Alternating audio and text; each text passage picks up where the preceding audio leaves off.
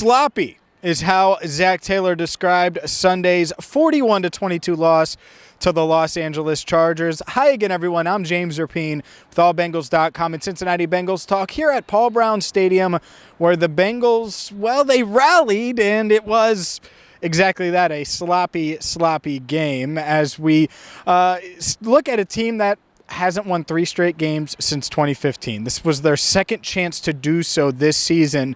They couldn't get it done against the Jets, couldn't get it done today. And while there's no common theme, I think Zach Taylor, the way he summed it up, saying sloppy, is a good way to discuss it for a few reasons. One, or to describe it for a few reasons. The first of which is the turnovers. 4 turnovers.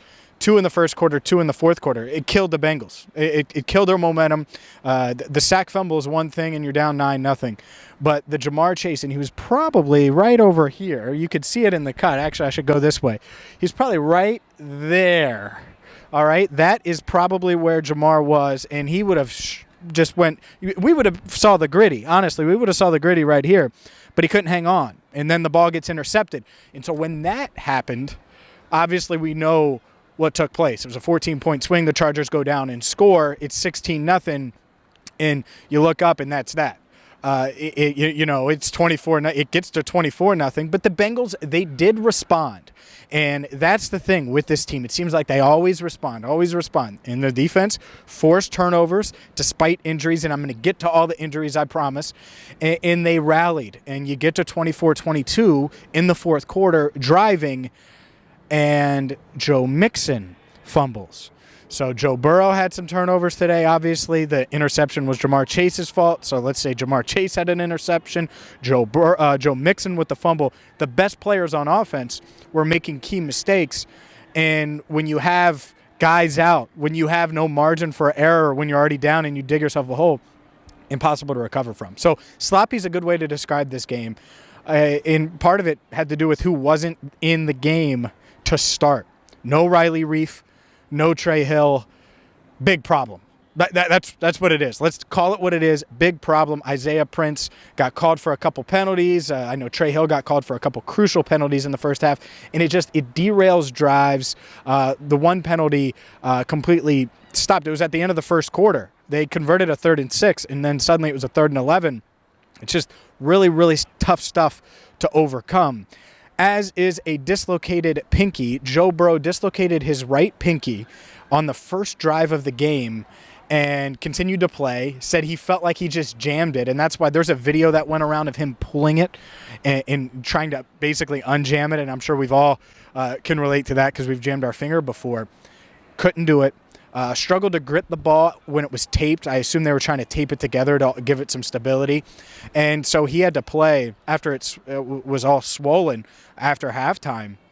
He had to play just like normal and played through it. There was clearly, in my opinion, he didn't acknowledge this, but my opinion, a little bit less velocity. He couldn't get as much oomph on the ball because he can't grip it. You can't grip it as much without your pinky, and it was tougher. But he overcame it and put the Bengals in a position to potentially win the game 24-22, and then Mixon's fumble kind of derailed things. Joe Burrow had an interception later in the fourth quarter. The game probably over. It was 38-22 at that point. They needed, 2 touchdowns and 2 2-point conversions. Didn't work out. One thing, though, that stood out to me today was Zach Taylor. And I posted video of this at allbengals.com. We're not going to do a full press conference best of recap here on Cincinnati Bengals Talk tonight. But one thing we are, if you're looking for this, I posted it at allbengals.com. And Zach takes a ton of blame for a couple scenarios. One, the first 2-point conversion. When they're down 24-6, T. Higgins makes an awesome catch and skies for the grab. And it's like, oh, okay, well, this team, they're going to fight back here, and they call the timeout, and then they get to the delay of game. Zach Taylor took complete responsibility for that, said it was on him, said he called the play backwards and then had to recall it, and then they didn't have the right personnel.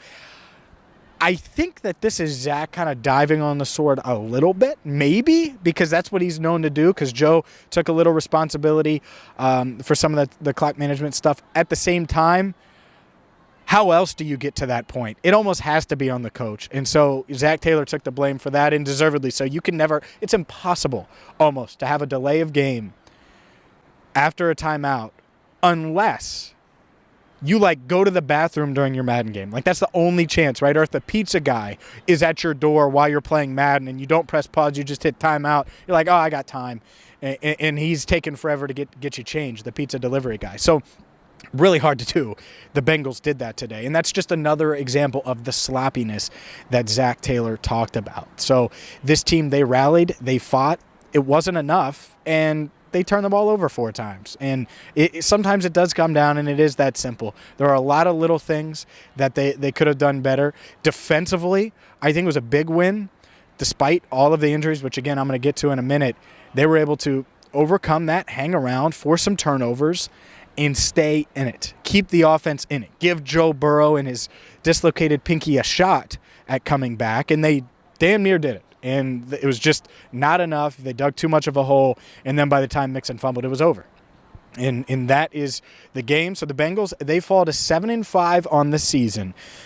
But more so than the loss, the biggest concern now is injuries. So Riley Reiff didn't play today. Trey Hopkins didn't play today. We'll monitor them throughout the week. We'll have injury updates. We're going on injury watch. So the Bengals have been really, really healthy. We're going on injury watch here on Cincinnati Bengals Talk. We're going to have so many injury updates, all the latest. So subscribe now if you haven't. And if you are subscribed, you know we're someone you can count on. And that's the thing is there are a lot of guys that this Bengals defense was counting on, and they got injured. Chidobe Awuzie goes down with a foot injury, misses the entire second half, and yet the Bengals defense was pretty tough, honestly, pretty tough in held strong. No Logan Wilson. He went down. He got injured on a special teams play, and the only reason he was in was because Markus Bailey was injured with a left shoulder injury. Logan Wilson got injured with the right shoulder injury, had to be carted off. I do have video of that as well at allbengals.com. So there was no injury updates after the game, but those 2 guys certainly to monitor. T. Higgins got dinged up but went back in the game. I asked him after the game how he was feeling. He thinks he's going to be fine. And so let's get to Joe Burrow and his pinkie. Basically told me he's going to play this week and, this upcoming week against the 49ers. So we'll see. I think it's going to come down to, swelling and everything that goes into that. But he said it popped back into place, which is good. So hopefully they can get the swelling down. And maybe he's limited in practice early in the week, but you need him. And he said he never thought never crossed his mind about coming out of the game, which I understand. But you guys, I'll describe it to you. So on the sidelines, and it was the far sidelines here. So you see the Bengals, the white benches. He was trying on. He tried a black glove on. He tried a white glove on. But due to the swelling in his pinkie, and this was coming out of halftime, he couldn't fit the glove on. It wouldn't fit. So that wouldn't work.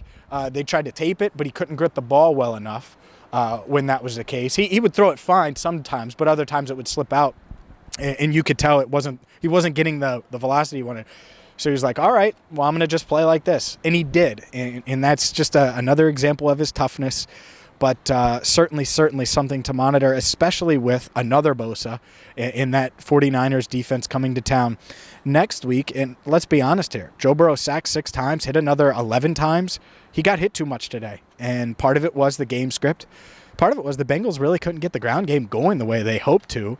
And the big plays that they were hoping to hit, the Jamar Chase touchdown, they couldn't. And then I think Burrow's pinkie, whether we want to admit it or not, I think by the time it had swollen up and everything like that, I don't think they could push the ball down the field. I think he's such a good anticipator and knows where the defense is going to be and can throw it early enough to get it to where he needed to get it, but they weren't really pushing the ball down the field. And I think as much as anything, offensive line was an issue. I think the pinkie certainly had something to do with that as well. So certainly not the result you wanted, certainly not the result I predicted, down to 5-7 with my predictions. And who knows what's to come next. But look, and I think I said this during my prediction video, if I knew that Riley Reiff and Trey Hopkins were both out, I thought it was a big deal. And it was, especially early in the game when the momentum really started to swing the Chargers' way. But like I always say, win like last week against the Steelers, lose